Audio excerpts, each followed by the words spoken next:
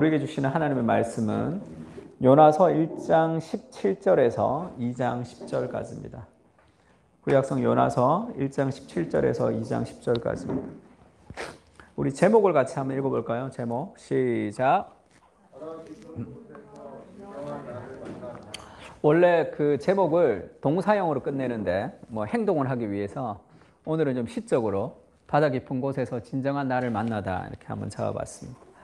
우리 본문 읽기 전에 그 요나는 우리가 다 알지 선지자였죠. 선지자였는데 하나님의 말씀보다는 자기의 삶의 무언가를 더 원했던 그런 선지자의 모습입니다. 그래서 우리의 모습과 비슷하죠. 이사야서 1장 3절에 보면 이런 말씀이 있어요. 소는 그 임자를 알고 나귀는 그 주인의 구유를 알지만은 이스라엘은 알지 못하고 나의 백성은 깨닫지 못하는 도다 하셨도다. 이게 무슨 얘기냐면 소는 임자를 알고 나귀도 주인을 아는데 이스라엘은 하나님을 알지 못하고 나의 백성은 깨닫지 못한다. 이스라엘이 하나님을 알지 못해요? 알긴 알지. 예배를 드리지 않아요? 드리긴 드리죠. 예배도 드리고 하나님도 알고 하는데 무언가 영적 어두움에 눈이 가려져 있다는 거. 참된 하나님을 잘 알지 못한다는 거. 이렇게 참된 하나님을 잘 알지 못하고 우리가 살아갈 때 하나님은 정말로 그것이 잘못된 길이기 때문에 그것을 그냥 놓아두지 않습니다. 사랑은 반드시 우리의 삶을 추적하죠. 사랑은 그 사람이 잘못되는 것을 그냥 볼 수 없습니다. 그래서 그 모든 것을 용납하는 것은 사랑이 아니죠. 그건 사랑이라고 할 수 없습니다. 그래서 시편 119편 67절에 보면 그런 말씀이 있어요. 같이 읽을까요? 시작. 고난을 당하기 전에는 내가 그릇 행하였더니 이제는 주의 말씀을 지키나이다. 그렇게 영적인 어두움에서 우리가 뭔가 깨닫게 될 때 하나님이 우리에게 허락하시는 것이 있는데 그게 고난입니다. 고난. 하나님이 허락하시든 우리의 죄로 인해서 당하는 고난이든 다른 사람의 죄로 인해 당하는 고난이든 우리의 삶의 그런 풍랑과 같은 폭풍과 같은 그런 고난 속에서 하나님이 결국 우리를 내가 고난 당하기 전에는 그릇 행하였는데 이제는 주의 말씀을 지키는 것으로 우리를 변화시키는 과정을 삼는 거예요. 두 번째 119편 71편도 읽어볼까요? 시작. 고난 당하는 것이 내게 유익이라 이로 말미암아 내가 주의 율례들을 배우게 되었나이다. 고난이 내게 참 유익이다 그렇게도 얘기합니다. 그래서 우리가 지금 이 2장을 가지고 앞으로 3주 동안 설교를 좀 하려고 합니다. 2장을 가지고 오늘은 이 바다 속에 빠져가는 이 고난을 통해서 이 요나가 하나님 앞에 돌이키는 그 장면이에요. 그래서 고난이 어떻게 우리 인생에 돌이킴이 되는지를 좀 살펴볼 거고 다음 주에는 요나의 이 2장의 기도는 어떤 의미에서는 회개 기도 같기도 하고 어떤 의미에서는 회개를 하지 않는 기도 같기도 해요. 그래서 이 두 가지 요소가 다 포함되어 있다고 생각하면 됩니다. 우리도 그렇잖아요. 우리도 하나님 앞에 회개하지만 그것이 100% 완전한 회개가 아니죠. 우리 마음속에 여러 가지 욕심들이 그대로 있잖아. 그래서 요나의 기도는 두 가지가 다 있습니다. 그래서 다음 주는 이 회개 기도, 시편을 통한 회개 기도를 통해서 하나님께 나아가는 거. 그 다음 주에는 진정한 회개, 잘못된 요나의 기도를 통해서 진정한 회개를 좀 살펴보려고 그래요. 그래서 오늘은 이 요나가 당하는 이 고난을 통해서 요나가 어떻게 자기를 깨닫게 되고 하나님을 알게 되었는지에 대해서 이야기를 하려고 합니다. 그러니까 그런 주제를 가지고 우리가 본문을 같이 한번 읽어보면 좋을 것 같아요. 1장 17절부터 2장 10절까지인데 조금 길지만 한 절씩 같이 읽으면 좋을 것 같습니다. 제가 17절 읽겠습니다.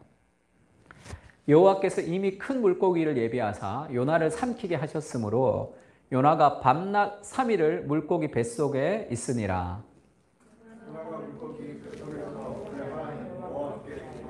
이르되 내가 받는 고난으로 말미암아 여호와께 불러 아뢰었더니 주께서 내게 대답하셨고 내가 스올의 뱃속에서 부르짖었더니 주께서 내 음성을 들으셨나이다.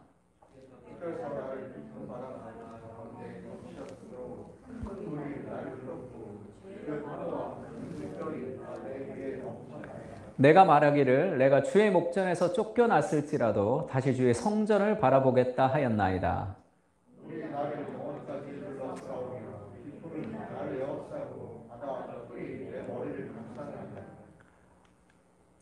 내가 산의 뿌리까지 내려갔사오며 땅이 그 빗장으로 나를 오래도록 막았사오나 나의 하나님 여호와여 주께서 내 생명을 구덩이에서 건지셨나이다. 내 영혼이 내 속에서 피로할 때에 내가 여호와를 생각하였더니 내 기도가 주께 이르렀사오며 주의 성전에 미쳤나이다. 거짓되고 헛된 것을 숭상하는 모든 자는 자기에게 베푸신 은혜를 버렸사오나 나는 감사하는 목소리로 주께 제사를 드리고 나의 소원을 주께 갚겠나이다. 모든 여호와께 축하하리라. 같이 읽을까요? 여호와께서 시작. 여호와께서 그 물고기에게 말씀하심에 요나를 육지에 토하니라. 아멘. 오늘 그 요나가 이 바닷속으로 빠져 들어가면서 이제 물고기 뱃속에서 드렸던 기도, 그 기도를 지금 보여주고 있습니다. 우리가 이 본문에서 조금 유념해야 될 것은 요나가 17장에 보면 여호와께서 이미 큰 물고기를 예비하셨죠. 이 고난 속에, 이 폭풍 속에서 요나가 바다에 던져지는데 이미 큰 물고기를 하나님 예비하셨지만 요나는 잘 모르죠. 죽을 것 같은 큰 물고기를 예비해서 요나를 삼키게 하셨습니다. 요나가 밤낮 3일을 물고기 뱃속에 있느니라. 이게 그리스도의 이 죽음과 부활에 대한 어떤 예표로서 등장도 하죠. 3일을 물고기 뱃속에 요나가 있었습니다.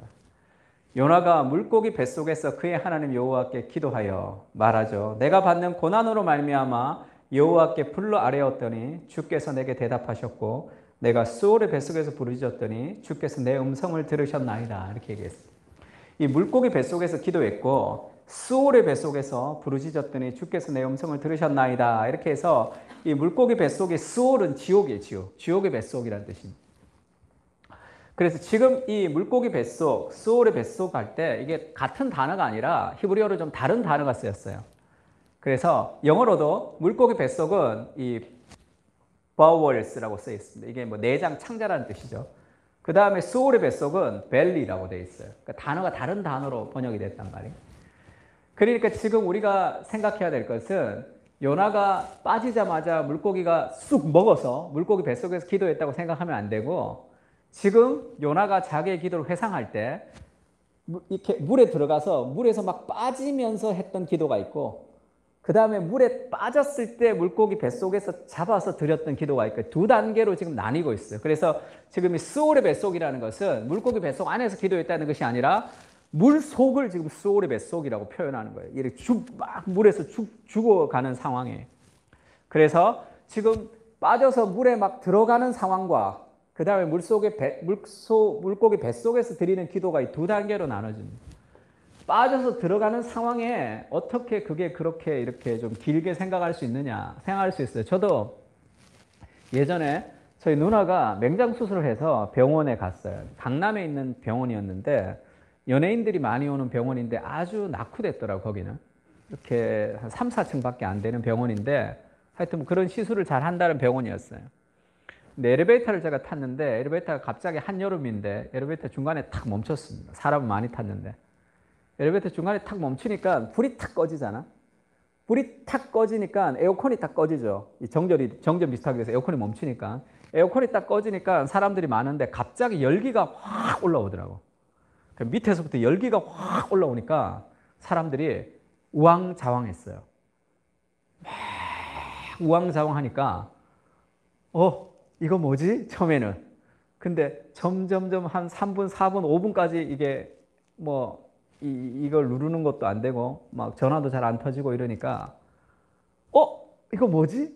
여기서 죽나? 뭐 이런 생각이 확 들면서 이렇게 애기들 울고 사람들도 막 울고 너무 당황을 하니까 근데 그 짧은 순간에 온갖 생각이 쫙 파노라마처럼 지나가더라고. 야, 그 짧은 시간에 수많은 생각들이 지나갔어. 뭐 와서 뭐 이렇게 그 소방서 와서 119 와서 이렇게 열어서 나왔어요. 한 10분 뭐 15분 정도 갇혀 있었는데 여러 가지 생각이 있었어요. 내 삶에 대해서 또 죽음에 대해서 전혀 준비되지 못했구나 그런 생각이 들었어요. 요나가 지금 물속에 뱃속에 지금 바닷속에 이렇게 풍덩 빠졌어요. 그래서 주께서 나를 깊은 바다 가운데 던지셨으므로 큰 물이 나를 둘렀고 주의 파도와 물결이 다 내 위에 넘쳤나이다. 그러니까 물에 들어간 상황이죠. 그때 기도합니다. 내가 주의 목전에서 쫓겨났을지라도 다시 주의 성전을 바라보겠나이다. 이제 그렇게 하나님 앞에 그렇게 배짱 부리다가 정말로 뛰어들었는데 뛰어들고 나니까 여러 가지 마음에 그런 그 어려움이 있었던 거죠. 막상 닥치니까. 5절에 보면 물이 나를 영혼까지 둘러싸우며 물이 자기의 영혼까지 둘렀다는 게 뭐예요? 죽기 직전이라는 거죠. 기품이 나를 에워싸고 바다 풀이 내 머리를 감쌌나이다. 그러니까 지금 이게 물고기 뱃속에 있는 게 아니라 바다 풀. 그러니까 여기는 3절은 풍덩 들어온 거야. 4절은 좀 기도했어. 5절에는 이 바다 밑에까지 닿은 거죠. 바다 풀, 그 산호 같은 그 풀이 머리에 닿았으니까 쭉 더 내려와서 바다 풀이 자기 머리를 감쌌단 말이에요. 그 다음에 내가 산의 뿌리까지 내려갔으며, 이 고대 사람들은 산이 이렇게 있죠. 산이 이렇게 솟아 있으면 그 산의 출발, 그 산의 뿌리가 있다. 이 가장 밑에 산의 뿌리가 있다고 생각했어요. 그러니까 산 꼭대기가 땅의 정상이라면 산의 뿌리가 가장 지하라고 생각했단 말이에요. 그러니까 산의 뿌리까지 내려갔다는 것은 바다의 한가운데, 거기 바닥에 그가 이렇게 내려갔다는 거예요. 이렇게 들어가서. 그래서 그 산의 뿌리 가장 밑바닥, 이 당시 사람들이 생각했던 가장 밑바닥까지 내려갔죠. 땅이 빗장으로 나를 오래도록 막아싸우나 나의 하나님 여호와여 주께서 내 생명을 구덩이에서 건지셨나이다. 그때 그 완전 밑바닥까지 가서 죽기 완전 직전에 그 물고기가 그를 먹은 거죠. 잡은 거죠. 내 영혼이 내 속에 피곤할 때 내가 여호와를 생각하였더니 내 기도가 주께 이르렀으며 주의 성전에 미쳤습니다. 그렇게 이제 하나님 앞에 살아난 거죠. 그러니까 그가 계속 내려가서 그가 기도하고 하나님 그를 건지셨습니다.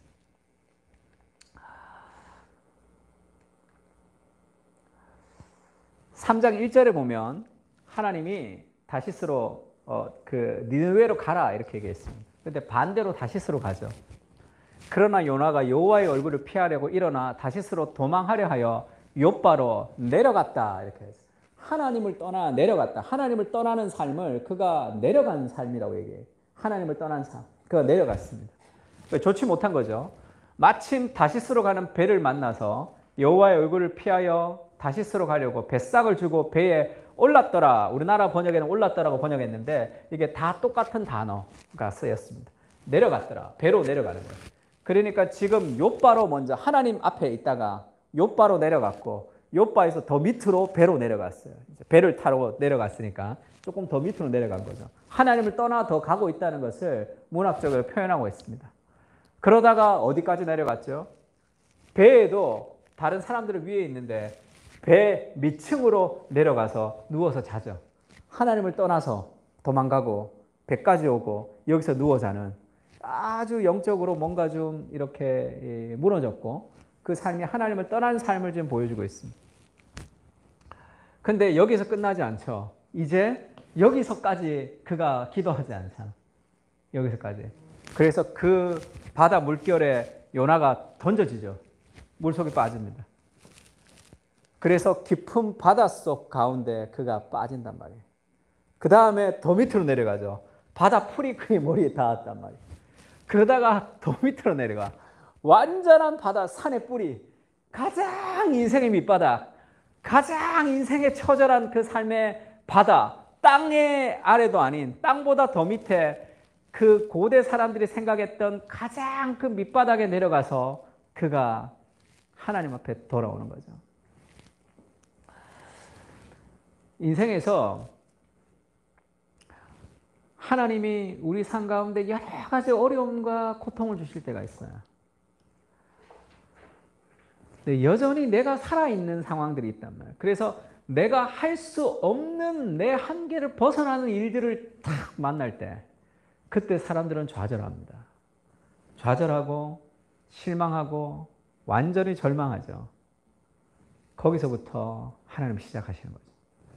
왜냐하면 하나님을 의지할 때 인생은 참된 길을 갈 수가 있어요. 그런데 그 자신의 고집, 자신의 생각, 그 자신의 방법, 그것이 한계를 만난단 말이에요. 그 한계 상황의 끝까지 갔을 때 정말 자기가 누구인지를 발견하는 거죠. 내가 정말 연약하다는 것을 깨닫게 됩니다. 그래서 지금 요나가 하나님을 떠나가는 것을 하나님이 이게 지금 내 말 안 들어? 그러면 한번 당해봐. 그래서 하나님이 고통을 주고 또 고난을 주고 고난을 줘서 요나를 완전히 꺾어가지고 하나님 앞에 굴복시키는 것이라고 생각하면 안 돼요. 그렇지가 않고 우리가 죄를 지을 때 하나님이 우리를 보시는 마음은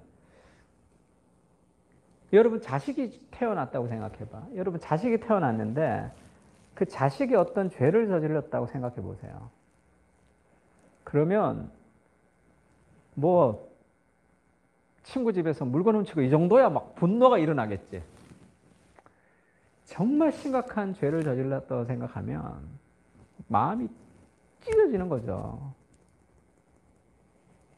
그게 막 그럼 잡아서 한번 뭐 어떻게 해봐야 되겠다 그런 게 아니라 가슴 찢어지는 그런 이 고통이 있겠죠.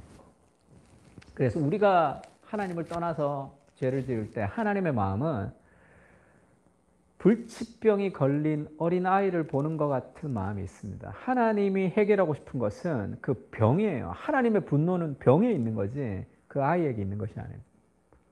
그 아이를 향한 사랑, 그 병에 대한 분노에, 그 죄에 대한 분노가 있단 말이에요. 그래서 하나님 그걸 고치고 싶어 하시죠.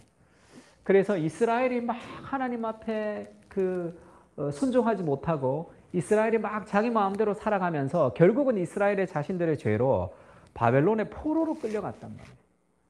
포로로 끌려가서 그 포로 상황 속에서 예레미야가 애가 슬픔의 노래를 부르죠.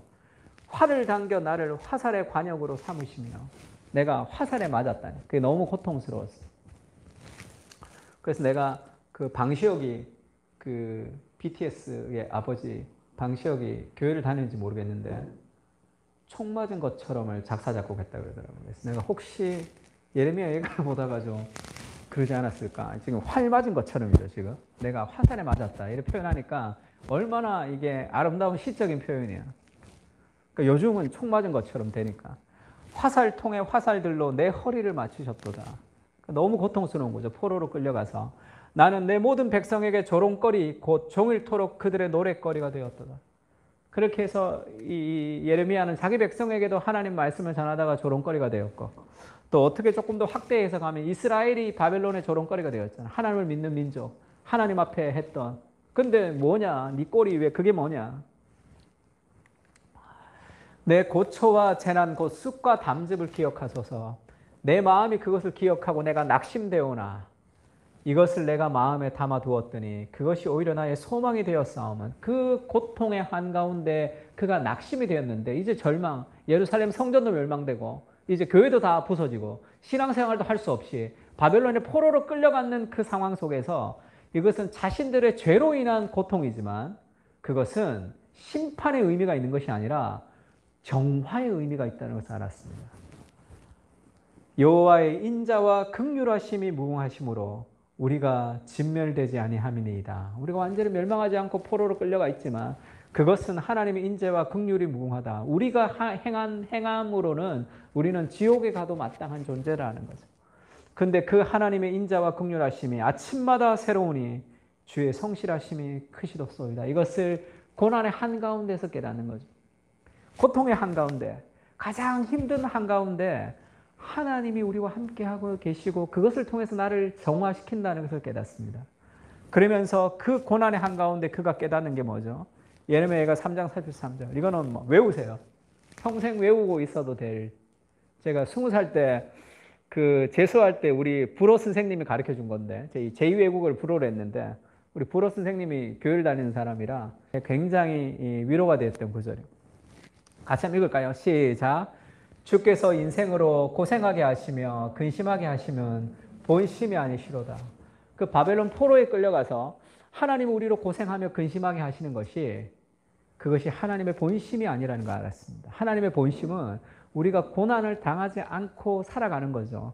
그런데 왜 우리에게 고난이 있느냐? 우리의 잘못된 선택, 우리의 잘못된 죄, 그리고 여러 가지 이 땅의 구조적인 악, 내가 아무리 선하게 살아도 힘든 일들이 많이 벌어지고 있잖아.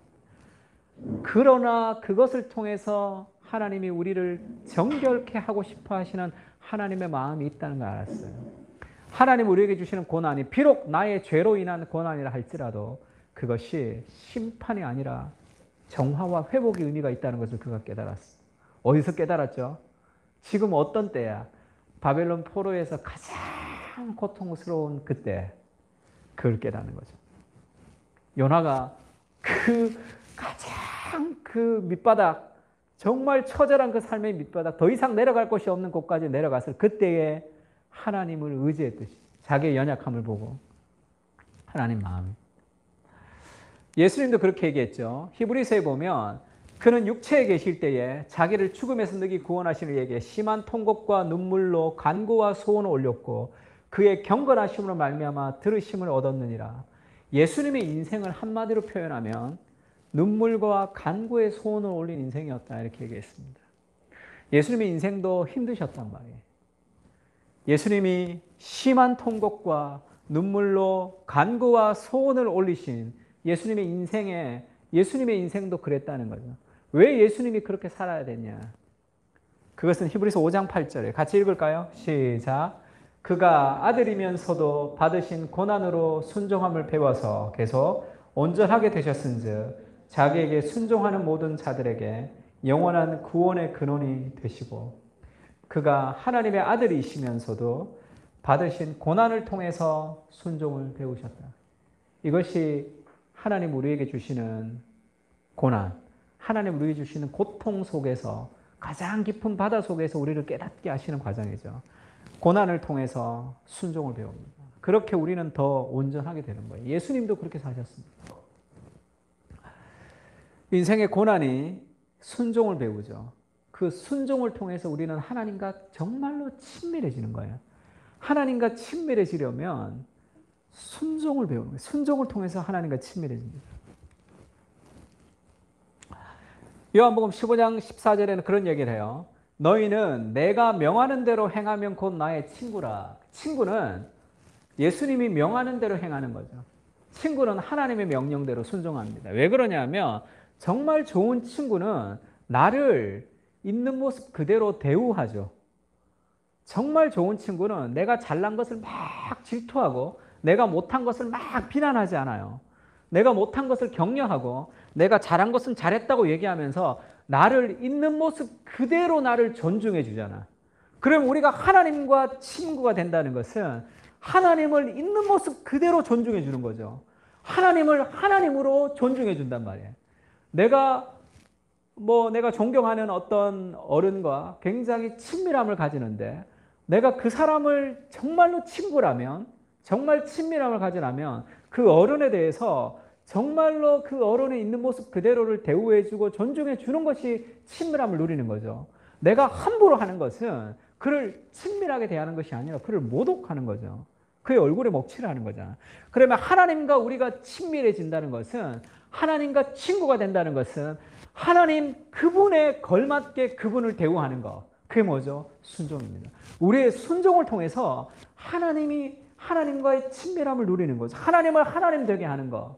그것이 하나님의 말씀 앞에 우리가 순종하는 걸 통해서 친밀함을 배우는 거죠. 하나님과 친밀하지 않는 사람들은 대부분 순종이 없기 때문에 그렇습니다. 순종하지 않을 때 친밀함이 없는 거죠. 하나님을 하나님으로 대우하지 않고서 그것이 이 친밀한 관계가 유지될 수는 없어요. 그래서 받으신 고난을 통해서 우리는 순종을 배우고 그 순종을 통해서 우리가 참된 친밀함으로 가질 수 있단 말이에요. 그래도 하나님이 명하는 것을 우리가 행하는 것은 너무 어려운데요. 이렇게 얘기할 수 있는 분도 있을 것 같아요. 그래서 14절 전에 늘 그렇게 얘기하죠.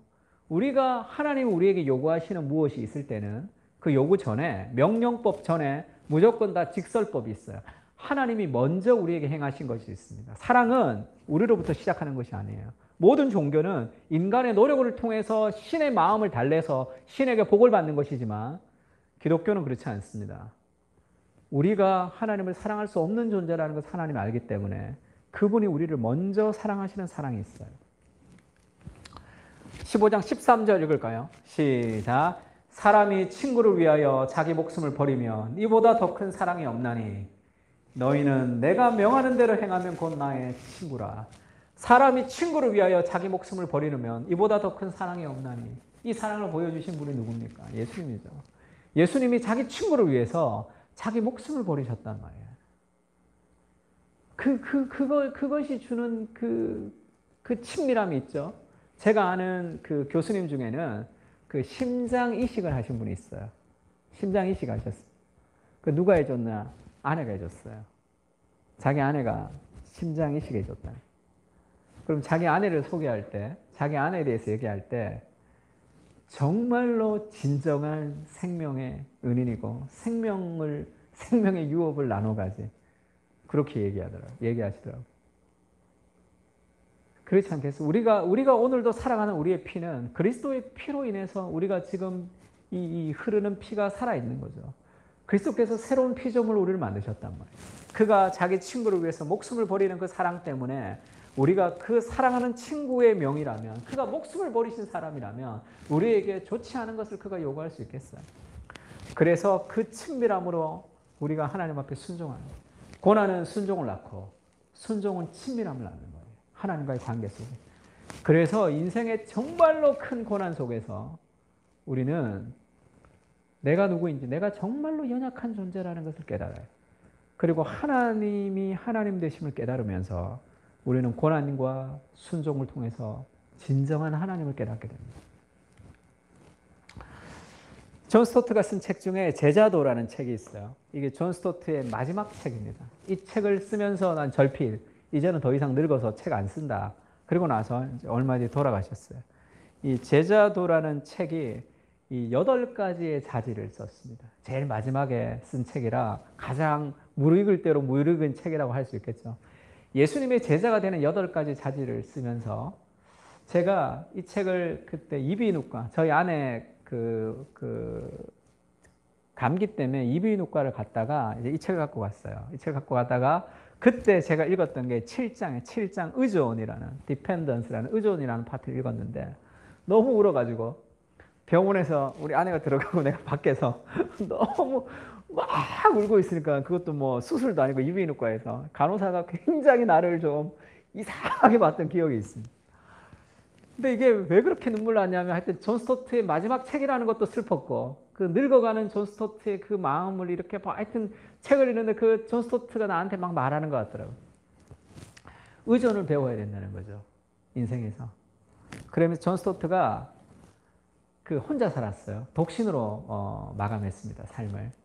그래서 늙어서 이제 독신으로 사니까 비상 버튼 같은 게 있어요. 쓰러지거나 했을 때 비상 버튼을 눌러야지 누가 올 수 있으니까. 주일날 아침인데 빨래 이렇게 널러 가다가 이렇게 부딪혀서 넘어졌는데 그 침대 귀퉁이나 그런 데 팍 부딪혀서 이 엉덩이 뼈가 부러졌어요.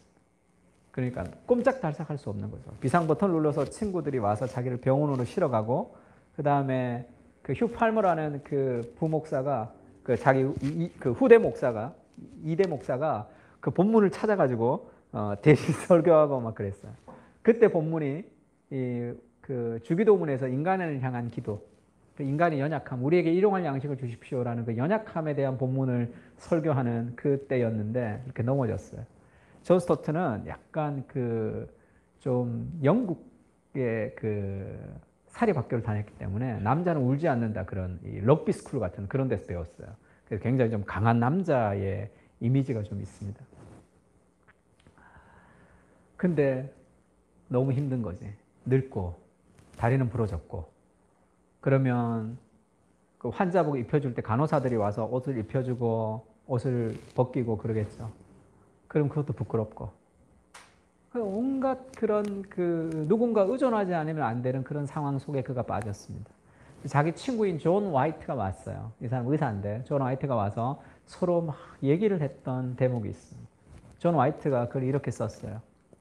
존 스토트는 수술 후 며칠 동안 방향 감각과 두려움을 일으키는 환각증 때문에 힘들어했다. 어쩔 수 없이 간호를 받아야 하는 처지를 창피해했고 미래가 어떻게 될지에 대한 염려도 있었다. 우리는 병원에서 함께 이야기를 나누고 있을 때에 나는 몇 년 전 심하게 아팠던 일과 그로 인해 혼란스러웠던 상황이 생생하게 떠올랐다. 이 존 화이트도 수술을 했거든. 우리 둘 다 눈물을 흘렸고 인간이라면 누구나 갖고 있는 연약함과 나약함이 강하게 느껴져서 거기에 압도되었던 기억이 난다. 그러니까 둘이 펑펑 울었다는 거예요. 그러나 그것은 고통스러웠지만 자유를 가져다 준 경험이었다. 이렇게 썼어요. 왜 이것이 고통스러웠지만 자유를 가져다 준 경험이었을까? 이 일들을 통해서 존 스토트가 깊이 깨달았던 한 가지가 있다면 의존하는 거죠. 다른 사람에게, 하나님에게 의지하는 내가 정말로 연약한 존재라는 그런 마음을 가졌다는 거예요. 내가 할 수 있는 것이 없다는. 그래서 우리를 겸손하게 하는 것은 이 굴욕의 상황에, 우리가 굴욕의 상황을 받아들일 때 삶은 겸손해집니다. 존 스토트의 스승인 존 내쉬라는 목사님이 계셨는데 그 사람 때문에 존 스토트가 회심을 했어요. 그분이 굉장히 겸손하셨대. 그래서 목사님 어떻게 그렇게 겸손하실 수 있습니까? 이렇게 물었더니 20살 때 불치병 비슷하게 걸리는 거예요. 이 사람도. 그래서 누가 떠먹어줘야지만, 이렇게 입을 벌려야지만 음식을 먹었다는 거예요. 자기 그때 그 경험들. 그래서 거기에서 이제 회복이 되어서 자기가 삶을 살아가는 게 모든 것이 다 은혜라는 것을 깨닫는 거죠. 내가 할 수 있어서 내가 하는 것이 아니고 그것이 내 힘으로 내가 살아가는 것이 아니라는 것을 좀 깊이 깨달았습니다. 그러면 그분의 삶 속에서 그분의 신앙의 가장 큰 핵심은 인간의 연약함을 깨닫는 거죠. 내가 아무것도 할 수 없다는 것. 그것을 어디서 깨닫죠?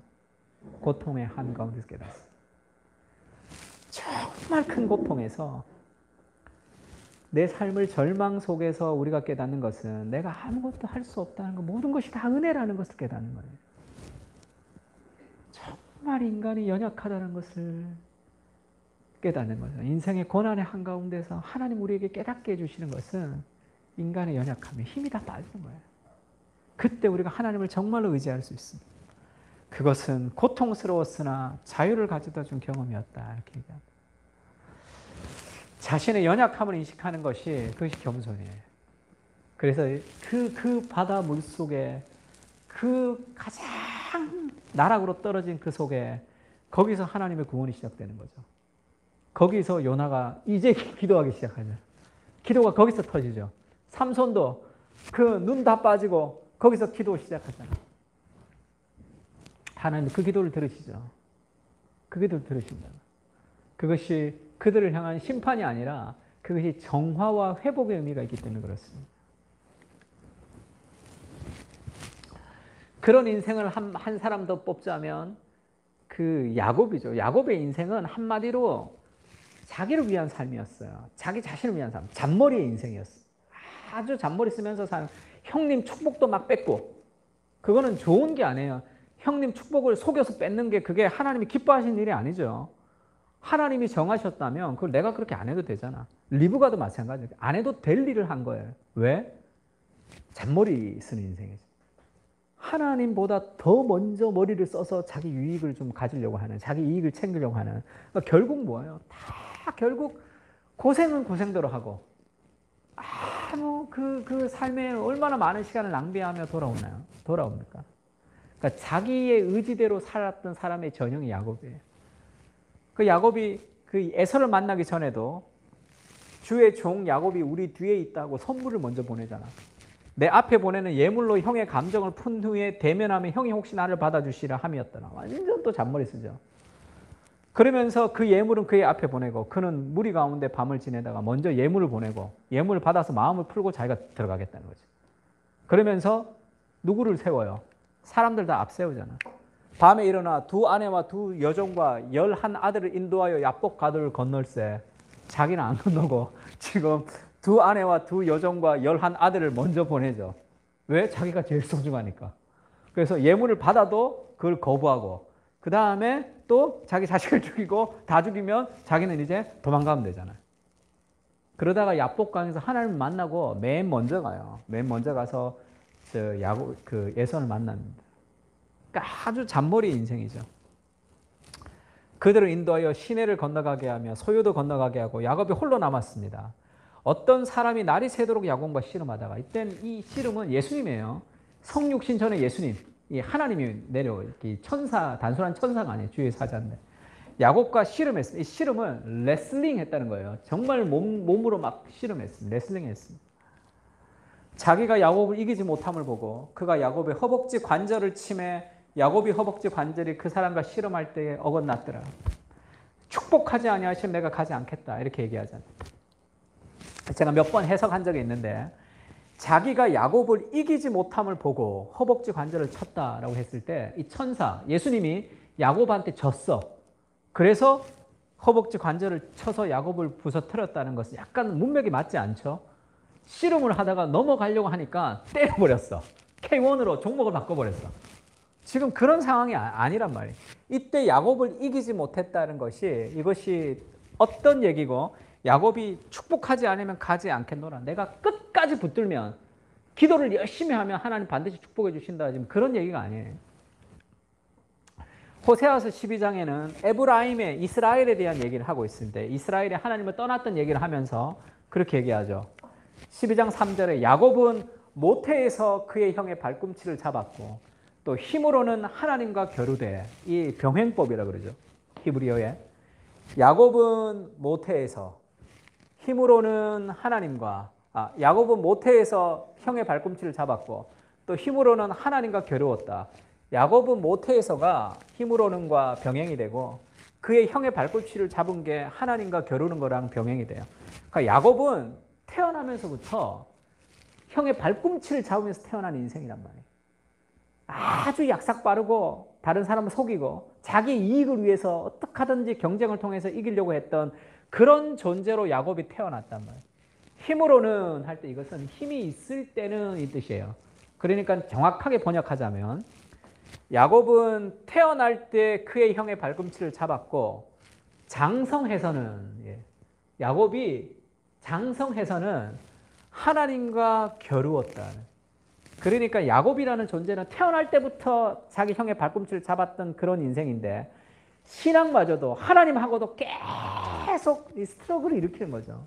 하나님 말씀에 불순종하고 자기 마음대로 고집대로 하려고 하는 그 삶을 가지고 계속 갈등을 일으킨다고.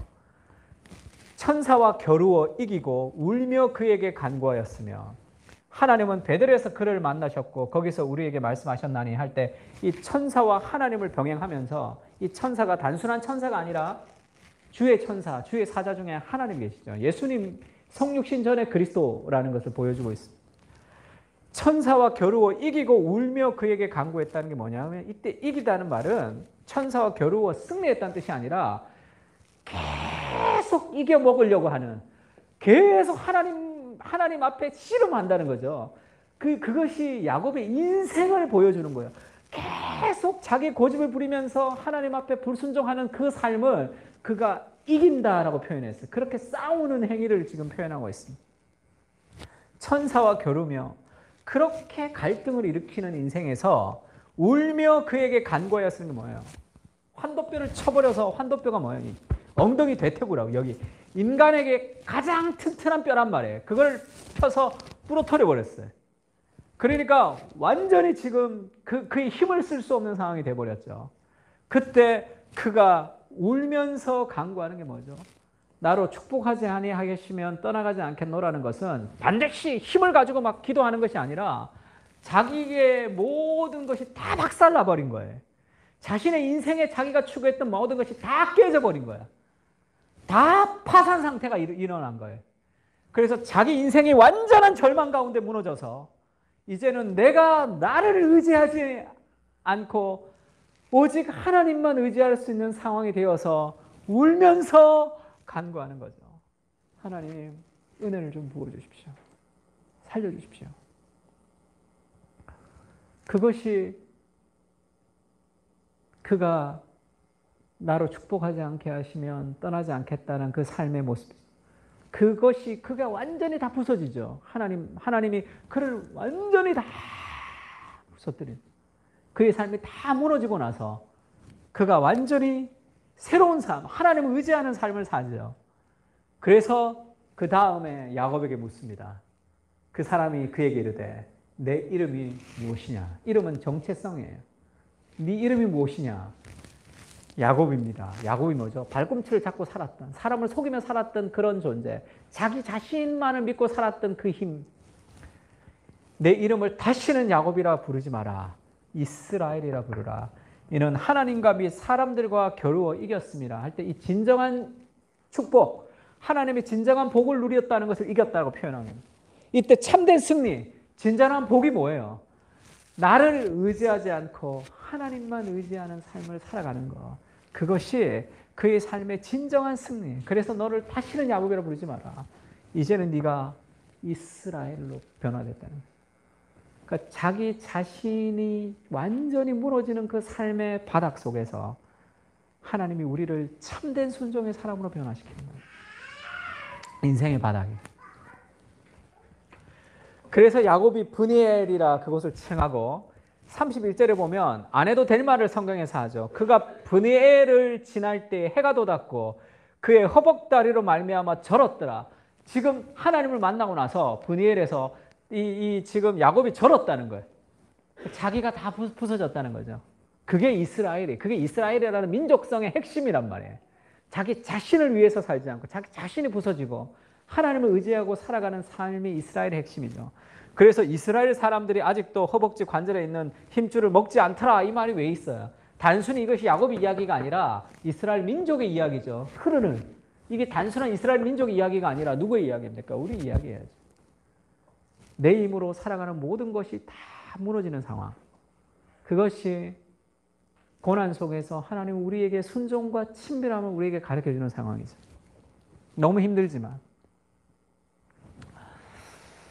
그래서 우리에게 정말로 필요한 것은 내 자신을 의지하지 않고 하나님을 의지하는 것. 그것의 장이 고난입니다. 인생의 고난이에요. 인생의 고난 속에 내가 고난을 해결할 수 있다고 생각하는 것은 다 어리석은 것입니다. 아직도 인생이 뭔지를 잘 모르는 거예요. 아직도 인생의 쓴맛을 잘 보지 못한 이 냄새나는 아주 이 갓난아이 같은 신앙이기 때문에 그렇습니다. 인생을 살면서 내 힘으로 될 수 없는 삶의 고통들을 경험합니다. 안타까운 것은 그것을 언제 경험하냐면 죽을 때 경험한다는 것이. 나이 들어서 나이 들어서 내 죽음 앞에서 내가 내가 성공해야지, 내가 뭐 해야지, 내 인생은 참 잘 살았다. 아무것도 의미가 없어요. 아무 의미가 없다고 그 인생이.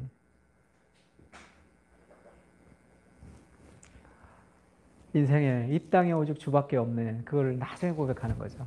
인생의 고난은 우리에게 그것을 보여주는 장입니다. 예수님이 그렇게 얘기해요. 누가 크냐 다툼이 있었어요. 누가 더 잘났냐, 누가 더 크냐 막 이렇게 제자들이 더 크게 되려고 세상적으로. 예수께서 이르시되 이방인의 임금들은 그들을 주관하며 그 집권자들은 은인이라 칭함을 받으나 너희는 그렇지 않을지니 너희는 더 높아지고 더 성공하고 그것이 아니라 너희 중에 큰 자는 젊은 자와 같고 다스리는 자는 섬기는 자와 같을지라. 너희는 더 아래로 내려가요. 더 섬기고 더 낮아지는 자가 되어야 돼. 그것이 더 큰 자다.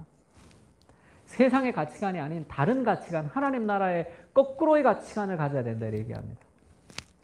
앉아서 먹는 자가 크냐, 섬기는 자가 크냐. 앉아서 먹는 자가 아니냐. 그러나 나는 섬기는 자로 너희 중에 있노라. 나도 이 세상에 예수님이 다스림을 받기 위해 성공하기 위해서 온 게 아니잖아. 예수님이 이 땅을 가장 내가 행복하게 살기 위해서 온 게 아니잖아. 그 참된 행복이 자기 희생이지만 예수님의 인생은 사명이 있는 거예요. 내가 이루어야 될 이 땅에서 이루어야 될 일이 있단 말이에요. 그 사명을 발견하지 못하기 때문에 삶의 방향을 찾지 못하기 때문에 자기 만족이 인생의 비전이 되는 거죠. 쓸모없는. 그렇게 해도 만족이 되지 못하는 인생의 사명을 이룰 때 그때 인생은 참된 의미가 있는 거예요. 영원한 가치가 있으니까. 영원하지 않는 것들은 우리에게 참된 만족을 줄 수 없습니다. 나는 섬기는 자로 너희 중에 있다. 너희는 나의 모든 시험 중에 항상 나와 함께한 자인즉 내 아버지께서 나라를 내게 맡기신 것 같이 나도 너희에게 맡겨서 이렇게 섬기는 자로 살아갈 때 마지막 날에 하나님이 너희에게 나라를 맡기셔서 너희로 내 나라에 있어 내 상에서 먹고 마시며 또는 보좌에 앉아 이스라엘 12지파를 다스리라 하려 하노라. 세상에 무엇이 아니라 너희는 더 풍성한 하나님 나라에 무엇이 있는 그런 존재들이다. 그렇게 얘기합니다. 이 하나님 나라의 영광스러움, 하나님 나라를 다스리는 이 하나님 나라에 합당한 인물, 그런 사람은 어떻게 이루어지는지 압니까? 바로 31절에 그렇게 얘기해요. 시몬아 시몬아 보라 사탄이 너를 밀가부르듯 하려고 요구하였으나 그러나 내가 너를 위하여 내 믿음이 떨어지지 않기를 기도하였으니 너는 돌이킨 후에 내 형제를 굳게 하라. 사탄이 시몬을 밀가부르듯, 밀을 이렇게 채치면 이렇게 흔들려서 쭉쭉쭉쭉 되듯이 사탄이 갖고 놀면 완전히 갖고 놀아지는 것이 시몬이죠. 내가 너를 위해서 기도했는데 너는 돌이킨 후에 형제들을 굳게 하라 이렇게 얘기합니다. 그가 말하죠. 시몬이 주여 내가 주와 함께 오게도 죽는 데에도 가기를 각오하였나이다. 예수님이 그렇게 얘기합니다. 이르시되 베드로야 내가 내게 말하노니 오늘 닭 울기 전에 네가 3번 나를 모른다고 부인하리라 하시니라. 예수님 나는 예수님 부인하지 않겠습니다. 이렇게 얘기하죠. 그것이 완전히 박살이 나는 거죠. 그것이 완전히 깨어진단 말이에요. 그 완전히 깨어지는 그 깨어짐이 하나님 나라를 상속하는 사람들의 특징이에요. 그 자기 자신을 의지했던 것이 다 깨어진다. 베드로가 완전한 절망 가운데 빠졌겠죠. 내가 절대 예수님을 부인하지 않겠다 했는데 3번 예수님을 부인해버리죠. 그 절망이 베드로를 정말로 자기를 의지하지 않고 하나님을 의지하게 하는 하나님의 사람으로 만들어간단 말이에요. 인생의 고난은 우리에게 그런 삶의 전환을 가지고 옵니다.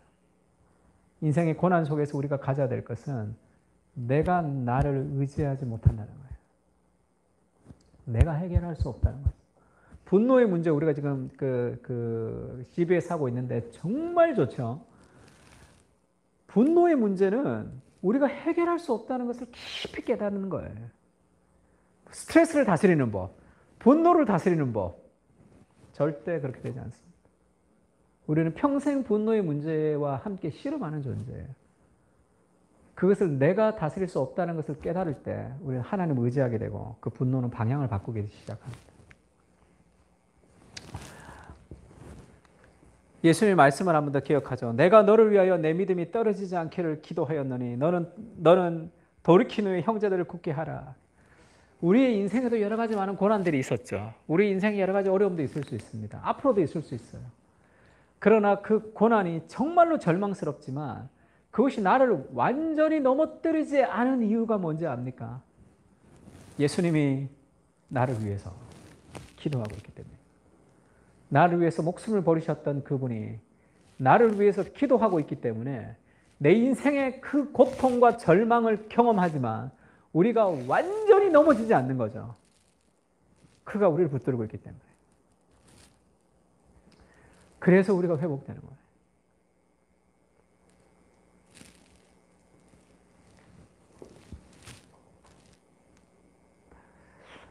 우리를 위해서 자기 자신을 버리신, 목숨을 버리신 그리스도의 그 사랑, 그것은 절대 우리를 넘어지지 않게 합니다. 인생에 너무 큰 고통이 있어요. 도저히 내가 해결할 수 없는 많은 고통들이 있습니다. 그것은 나를 의지하지 않고 하나님을 의지하게 하는 거예요. 그렇다고 그 고통이 사라지진 않습니다. 분노도 마찬가지죠. 데이비드 폴리스는 그렇게 얘기합니다. 분노의 문제는 절대 사라지지 않고, 그리고 어릴 적에 그 성폭행을 당했던 사람의 그 예가 있죠. 그 다음에 자기 자식이 살인자가 되어서 그 형을 집행받았던 그런 흑인 목사의 예를 하죠. 그리고 어릴 적에 성폭행을 당했던 사람이 하나님 앞에 그 사람을 가해자를 용서하고 자기가 회복이 되었다고 해서 그 고통이 다 사라지느냐? 그렇지 않다는 거죠. 평생 나를 끌고 온단 말이에요. 그것이 때때로 나를 힘들게 하죠. 때때로 그것이 나를 어렵게 하고 다른 사람과의 대인관계에서 갈등을 일으키고 어떤 낯선 남자를 향해서 두려움을 가지게 하고 평생 그렇게 살아갈 수밖에 없지만 그것이 하나님께 나아가게 하는 도구가 되어서 더 예수님을 닮게 하는 하나님의 사람으로 만들어가는 하나님의 신비로운 역사, 그것이 하나님의 역사다, 그렇게 얘기하고.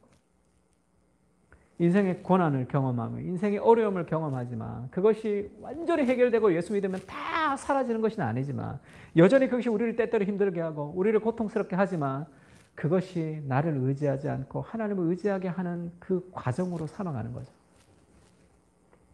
그래서 우리의 인생은 그것을 경험하기 전보다 그것을 경험했을 때 더 예수님을 닮아간 거예요.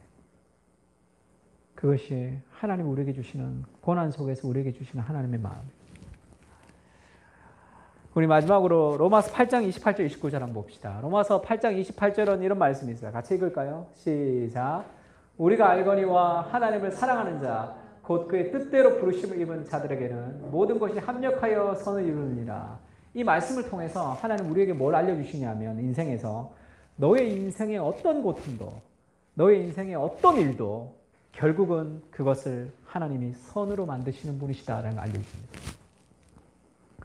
우리 인생에 경험했던 나의 실수로 인했던 나의 죄로 인했던 다른 사람의 죄로 인했던 아니면 내가 의로웠기 때문에 당하는 어떤 고통, 수많은 고통과 좌절과 한숨과 아픔이 우리에게 있지만 그 모든 것을 재료로 해서 하나님은 반드시 내 인생에 가장 아름다운 선을 만들어 주시는 분이시다라는 것을 믿으시라.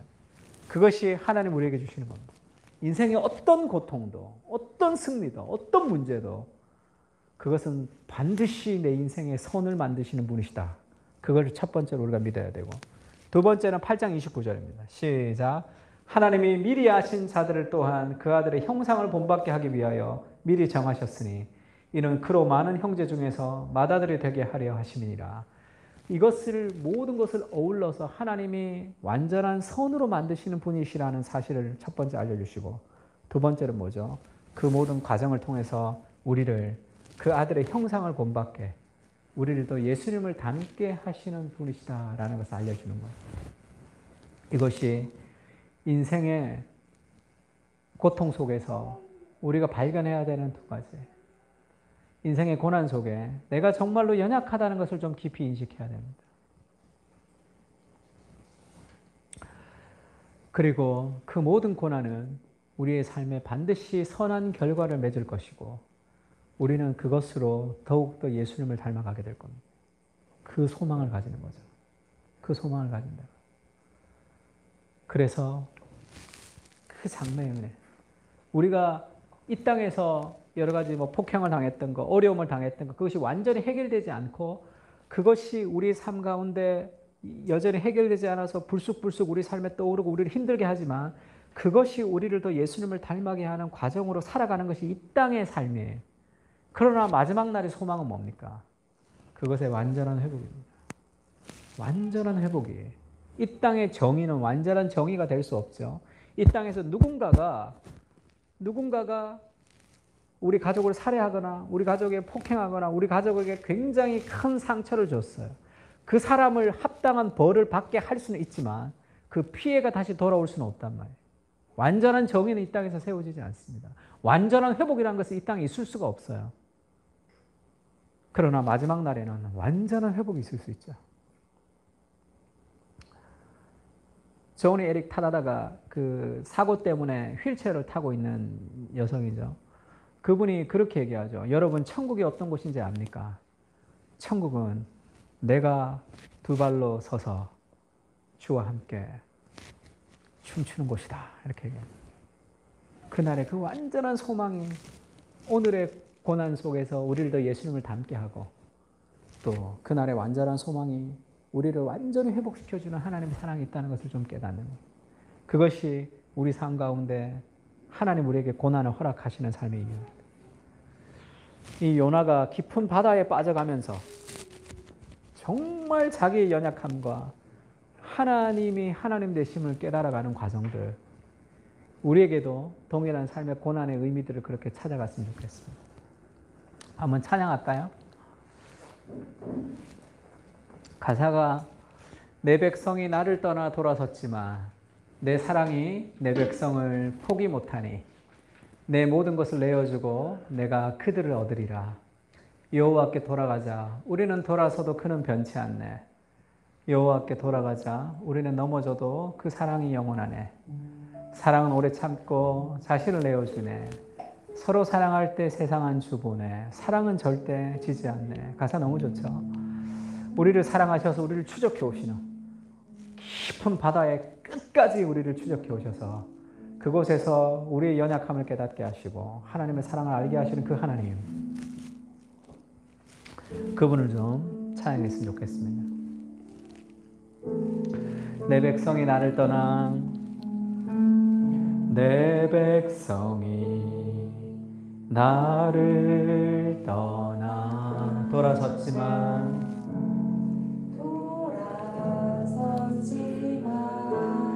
내 사랑이 내 백성을 포기 못하니, 내 백성을 포기 못하니, 포기 못하니. 내 모든 것 내어주고, 모든 것 내어주고, 나 그들을 얻으리라. 나 그들을 얻으리라. 여호와께 돌아가자. 우린 돌아서도 그는 변치 않네. 여호와께 돌아가자. 우린 넘어져도 그 사랑 영원하네. 사랑은 오래 참고, 사랑은 오래 참고, 자신을 내어주네. 서로 사랑할 때 세상은 주보네. 사랑은 절대 지지 않네. 사랑은 오래 참고, 사랑은 오래 참고, 자신을 내어주네. 서로 사랑할 때 세상은 주보네. 사랑은 절대 지지 않네. 여호와께 돌아가자. 우린 돌아서도 그는 변치 않네. 여호와께 돌아가자. 우린 넘어져도 그 사랑 영원하네. 같이 한번 기도했으면 좋겠습니다. 오늘 말씀을 생각하면서 하나님, 우리의 삶을 주께 드릴 수 있도록 주님 은혜를 좀 부어달라고, 내 인생의 여러 가지 어려움과 내 삶의 고난이 나를 의지하지 않고 하나님을 의지하는 과정이 된다는 것을 깨닫게 해주시고, 그것을 통해서 나를 더 예수님을 닮아가게 하시고 궁극적인 인생의 선을 이루실 하나님의 놀라우신 은혜를 우리가 기억하며 살아갈 수 있도록, 주님, 내가 나를 의지하지 않겠습니다. 주님을 의지하겠습니다. 내 힘으로 내 인생을 살아갈 수 없습니다. 가장 깊은 바다의 절망 속에서 자기 자신의 진정한 자기의 연약함을 발견하는 요나처럼 우리도 우리 인생의 연약함을 깊이 발견하며 하나님 의지할 수 있는 은혜를 부어달라고, 우리를 돌아서도 끝없이 사랑하시는 그 그리스도의 사랑을 기억하며 주께로 돌아갈 수 있게 해달라고 같이 한번 기도했으면 좋겠습니다. 기도하겠습니다.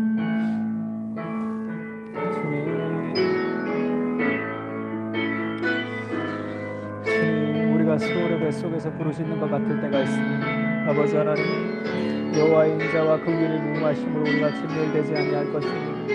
이것이 아침마다 새로운 주의 성실이 그랬소이다. 주님의 인생으로 고생하며 근심하게 하시며 주의 본심이 아니시는 하나님의 마음으로 우리가 기억합니다. 그리스도께서 아들이시면서도 받으신 고난으로 순종을 배워서 온전하게 되셨은지 순종하는 모든 자에게 구원의 근원이 되실 것입니다. 하나님, 우리의 실패와 우리의 좌절과 우리의 한심과 우리의 눈물 속에서 하나님께서 온전히 다시 일하여 주시옵소서. 주님, 내가 나를 의지하지 못하며 내가 나를 의지하지 못하는 하나님을 의지하며 살아갈 수 있도록 주께서 도와주시옵소서. 아버지, 우리의 삶의 여러 가지 실패와 좌절이 그것이 실패와 좌절로 끝나는 것이 아니라 우리가 그 모든 것이 합력하여 선을 이루실 하나님을 찬양합니다. 주님, 사단의 밀가루도 타르고 너를 청구하였으나 내가 너의 믿음이 떨어지지 않기를 기도하셨다. 오늘도 우리 위해서 기도하신 하나님, 우리가 넘어져도 아주 넘어지지 아니함을 주께서 우리를 붙들고 계시기 때문에 하나님이 요나에게 큰 물고기를 예비하셨던 것처럼 우리는 모르지만 우리의 인생 속에 하나님의 사랑으로 우리를 예비하시는 하나님을 우리가 기억하며 살아갈 수 있도록 주님 도와주시옵소서. 은혜를 베풀어 주시옵소서. 우리 가운데 함께하여 주시옵소서. 아버지의 마음을 가지고 살아갈 수 있도록 주께서 도와주시옵소서. 우리의 심령들 한 사람 한 사람들이 하나님의 사랑들을 더욱더 기억할 수 있도록 주님 도와주옵소서. 인생의 여러 가지 삶의 어려움과 삶의 스트레스들이 우리가 하나님을 더욱더 의지하는 삶의 과정이 될 수 있도록 주님 도와주옵소서. 우리가 어찌할 수 없는 문제들이 삶에서 많습니다. 어찌할 수 없는 우리의 문제들이 하나님을 더욱더 하나님 앞에 나아가는 기도의 제목이 되게 하시고 하나님을 의지하며 살아갈 수 있도록 주님 은혜를 베풀어 주시옵소서.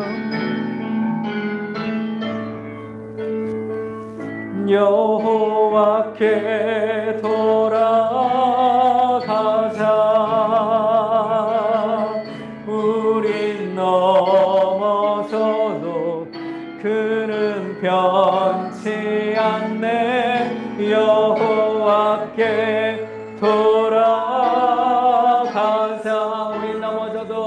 우린 넘어져도 그 사랑 영원하네. 사랑은 오래 참고 사랑은 오래 참고 자신을 내어주네. 자신을 내어주네.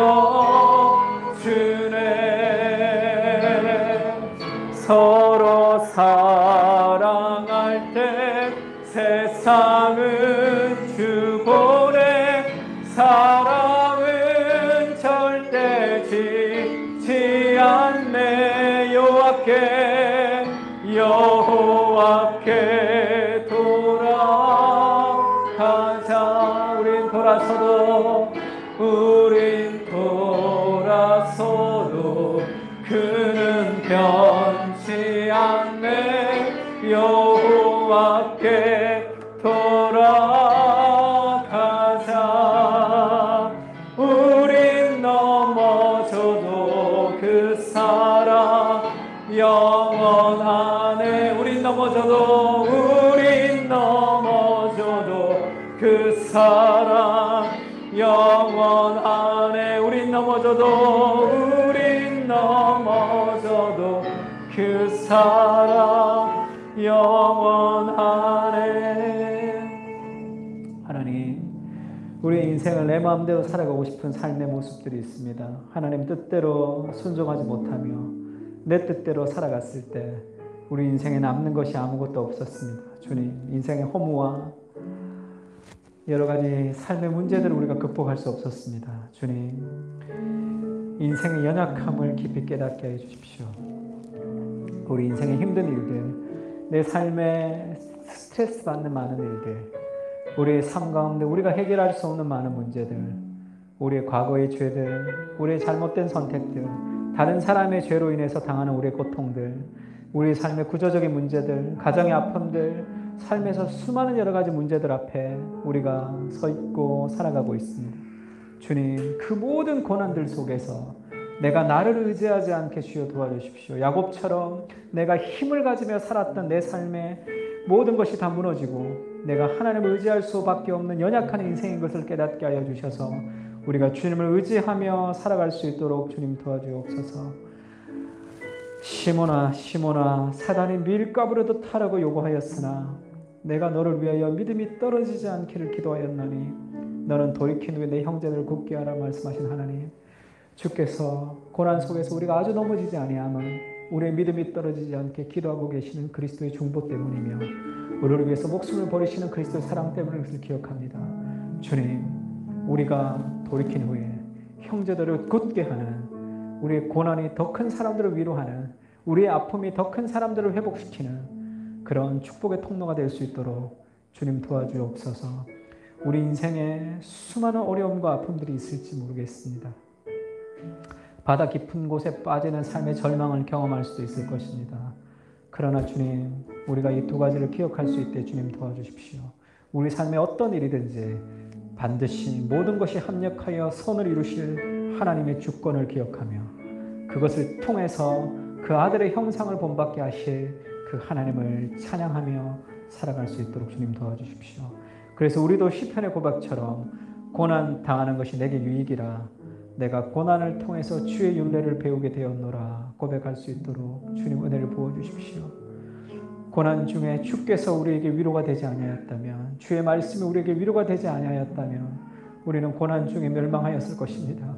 고난의 한가운데 우리를 살리신 예수님, 고난의 한가운데 우리를 위해서 기도하신 예수님, 그런 폭풍 치는 바다의 한가운데서 우리를 건지시는 그 그리스도, 그 하나님을 기억할 수 있도록 주님 도와주십시오. 빠져가는 요나는 알지 못했지만 이미 하나님이 큰 물고기를 예배하고 계셨습니다. 우리의 인생의 고난의 한가운데서도 하나님이 예배하실 은혜들을 기억하며 기대하며 살아갈 수 있도록 인생의 고난의 앞에서 우리는 더욱더 정결해질 것입니다. 우리는 예수님을 닮아가게 될 것입니다. 우리는 넘어져도 그 사랑이 영원한 주의 사랑이 우리를 회복시킬 것을 우리가 믿음으로 고백하며 살아갈 수 있도록 주님, 우리에게 지혜와 은혜를 부어주시옵소서. 감사드리고 모든 말씀을 예수님의 이름으로 기도합니다.